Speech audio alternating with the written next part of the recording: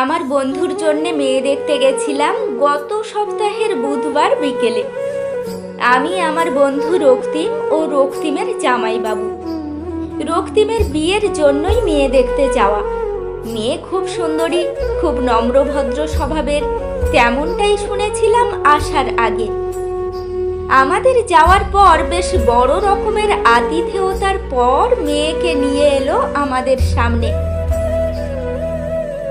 মেয়েটির গায়ের রং উজ্জ্বল ফর্সা, বেশ লম্বা শরীর, খুব একটা মোটা নয়, তবে খুব রোগা পাতলাও বলা যায় না। মেয়েটিকে লাল হলুদ শাড়িতে দু একটা হালকা সোনার গয়না ও হালকা চোখে কাজল দিয়ে যেন অপরূপ সুন্দরী লাগছে। মেয়ে এক কথায় অপরূপা সুন্দরী, যাকে প্রথম দেখাতেই যে কেউ পছন্দ করে নেবে। মেয়েকে কিছু প্রশ্ন করার পর মেয়েটির বৌদি রক্তিমকে জিজ্ঞেস করলো, তুমি কোন ডিপার্টমেন্টে আছো? রক্তিম বলল, আমি সিভিল ইঞ্জিনিয়ারিংয়ে আছি, পিডব্লিউডিতে। মেয়েটির মা বাবা শুধু জানতেন ছেলে ইঞ্জিনিয়ার, তার বেশি কিছু জানা ছিল না। বেশিক্ষণ আলাপ পরিচয় পর্ব চলার পর রক্তিমকে ও মেয়েটিকে আলাদাভাবে কথা বলতে নিয়ে গেল ওর বৌদি। মিনিট 15 পর বন্ধু আমার ফিরে এলো। রক্তিমের চোখের ভাষা কিছুটা হলেও আমি বুঝি, তাই আমার বুঝতে বাকি রইল না যে বন্ধুর আমার মেয়ে খুব পছন্দ হয়ে গেছে। তারপর আমরা ওনাদের জানিয়ে এলাম বাড়ি ফিরে মায়ের সাথে আলোচনা করে জানাবো।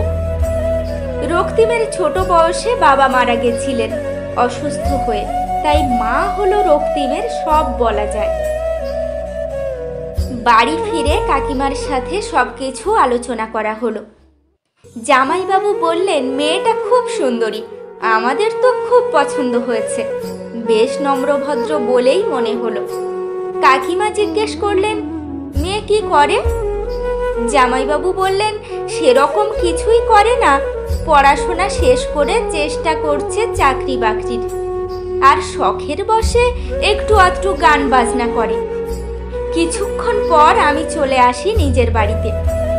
মাঝখানে বেশ কয়েকটা দিন কেটে গেল, কিন্তু বিয়ে নিয়ে আর কোনো কিছুই রক্তিম আমাকে জানায়নি। হঠাৎ রক্তিম ফোন করে আমাকে বলল, মেয়ের বাড়ি থেকে লোকজন আসতে চেয়েছিল, কিন্তু আমার মা এক প্রকার বারণ করেছে ওনাদের আসতে। আমি জিজ্ঞেস করলাম, কেন রে, কাকিমা আবার বারণ করলো কেন? কাকিমার কি মেয়ের ছবি দেখে পছন্দ হয়নি? তারপর রক্তিম যেটা বলল সেটা শোনার জন্য আমি একেবারেই প্রস্তুত ছিলাম না। রক্তিম বলল, মা বলছে অমন বেকার মেয়ের সাথে আমার সরকারি ইঞ্জিনিয়ার ছেলের সাথে বিয়ে দেব কেন? আমার ছেলের একটা সম্মান আছে, তাকে তার বন্ধু বান্ধব অফিস কলিগ যখন জিজ্ঞেস করবে তোমার বউ কি করে, তখন কি বলবে সে? বুঝলাম রক্তিম একটু চাপে পড়ে আছে। মা রাজি নন বেকার মেয়ের সাথে বিয়ে দিতে। এদিকে ছেলের মেয়েকে খুব পছন্দ হয়ে গেছে। আমি কিছুক্ষণ চুপচাপ থাকার পর রক্তিমকে বললাম সন্ধেতে অফিস থেকে ফেরার পর দেখা করতে। যথারীতি সন্ধ্যাবেলা রক্তিম অফিস থেকে ফিরে আমাকে ফোন করে পাড়ার মোড়ে চায়ের দোকানে এসে অপেক্ষা করতে বলল। আমিও চলে গেলাম বন্ধুর ডাকে। রক্তিমকে দেখে আজ একটু বেশি চিন্তামগ্ন মনে হচ্ছে। রক্তিমের সাথে আমার সম্পর্ক প্রায় 14 বছরের। আমার হাই স্কুলের গণ্ডি শুরু থেকে এখনো একই সাথে হাতে হাত ধরেই চলছি। দুজনেই দুজনের খুব কাছের, তাই যার যাই হোক না কেন দুজন দুজনের মধ্যে সব কিছুই ভাগ করে নিতে পারি। আর ঠিক সেই কারণেই রক্তিমের চোখ দেখলেই আমি বুঝতে পারি ও কেমন আছে। কিছু হয়েছে কিনা অপরদিকে রক্তিমও আমাকে বুঝতে পারে। দুজনে 2 কাপ চা হাতে নিয়ে সমস্যা সমাধানের কথা চিন্তা শুরু করলাম। রক্তিমকে খোলাখুলি জিজ্ঞেস করলাম, তুই কি চাস সেটা আগে শুনি। রক্তিম উত্তরে বলল, আমি এই মেয়েকেই বিয়ে করতে চাই। কেন জানি না, আমার মনে হচ্ছে এই মেয়েটাই আমার জন্য যোগ্য। আমি রক্তিমকে বললাম, তুই বাড়ি গিয়ে কাকিমাকে একটু বোঝা, দরকার হলে আমি যাচ্ছি, চল। আপাতত কাকিমাকে বলবো এখন বিয়েটা ঠিকঠাক করে রেখে মেয়েটাকে একটু সময় দিতে। ততদিনে ও চেষ্টা করুক চাকরি বাকরির, তারপর চাকরি পেলে তবেই না হয় বিয়েটা হবে। রক্তিম বলল, মা কি রাজি হবে? রক্তিমকে সাহস দিয়ে দুজনে চললাম কাকিমার কাছে। রক্তিম বেশ চিন্তায় আছে, বারবার বলছে, থাক ছেড়ে দে, মা যেটা ভালো বোঝে তাই করুক। কিন্তু আমি যে বন্ধুর এরকম চিন্তামগ্ন হয়ে দিন কাটানো দেখতে পারছি না, তাই নিজেই দায়িত্ব নিয়ে চললাম কাকিমার কাছে। কাকিমাকে অনেক বুঝিয়ে শেষমেশ রাজি করালাম। কাকিমা বলল, তাহলে কাল ওনাদের আসতে বলি, আর বিয়ের কথা এগিয়ে রাখি, তবে যতদিন মেয়ে চাকরি না পাবে ততদিন বিয়ে হবে না, এটুকুই ঠিক করে বলে রাখি। কি বলিস রক্তিম? রক্তিম মায়ের কথায় সম্মতি জানিয়ে বলল, তাই হবে মা, তুমি যা ভালো বুঝবে সেটাই করো।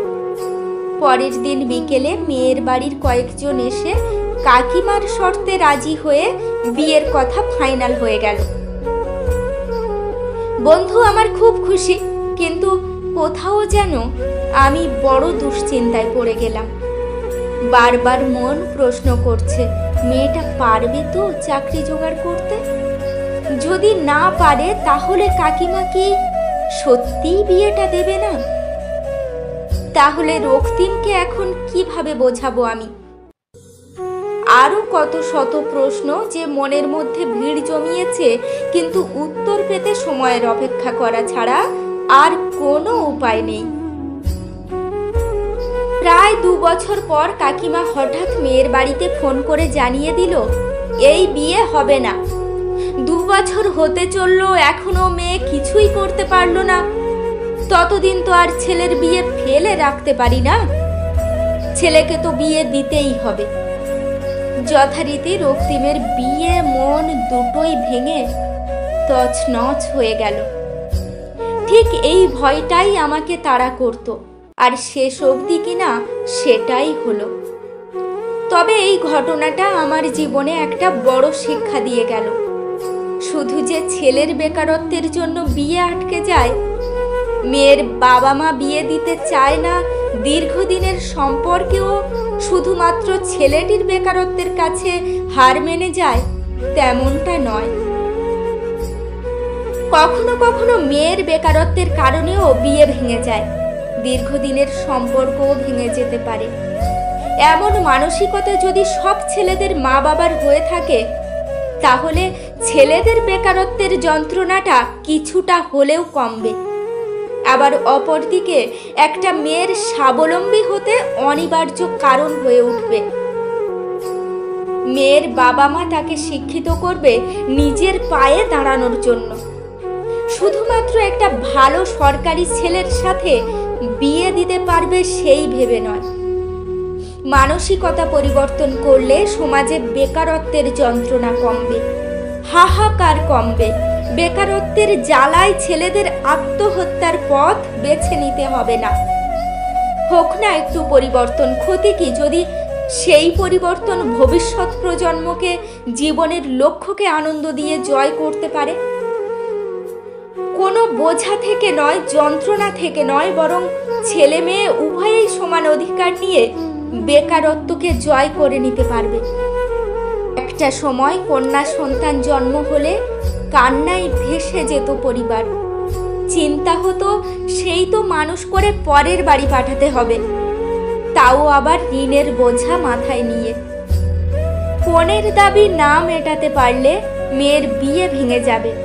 সেই সব দিনের পরিবর্তন এসেছে, মানসিকতা বদলের দিন।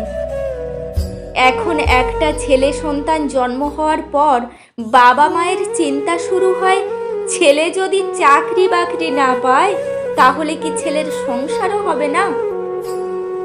এমন প্রশ্ন বর্তমান সময়ে অনেক বাবা মায়ের মনেই চলছে। দিনকাল আধুনিকতার ছোঁয়ায় বড় রঙিন হয়ে উঠেছে, কিন্তু সেই আধুনিকতাতে ছেলেদের বেকারত্ব নিয়ে কোনো আধুনিকতা আসেনি, যেখানে ছেলে মেয়ের উভয়েরই বেকার তকমাটা সমানভাবে প্রযোজ্য হবে। মেয়ের বাবার কপালেও চিন্তার ভাঁজটা পড়তে দেখা খুব জরুরি। মেয়ে যদি চাকরি না পায় তবে মেয়ের কিভাবে সংসার হবে? যেদিন থেকে এই ভাবনা চিন্তায় একটি মেয়ের বাবা অস্থির হতে দেখা যাবে, সেদিন থেকেই সমাজে এই বেকারত্বটা দুপাক্ষিক হবে। শুধু ছেলেদের বেকারত্বের কান্না শোনা যাবে না, মেয়েদেরও শোনা যাবে। আর তখন থেকেই একটু একটু করে নিজের পায়ে দাঁড়াতে প্রতিটা বাবা, প্রতিটা পরিবার পাশে থাকবে। জন্ম দেওয়ার পর মানুষ করে একটা সময় পর বিয়ে দেওয়ার চিন্তার বদলে আসবে মেয়েকে প্রতিষ্ঠিত করতে হবে, তাকে শক্তি দিতে হবে, সাহস দিতে হবে। শক্ত করে হাতটা ধরে বাবা বলবেন, তুই পারবি মা, আমার তোর উপরে পুরো ভরসা আছে। কলমে অনুরাধা ঘোষ, কণ্ঠে আমি শিখা।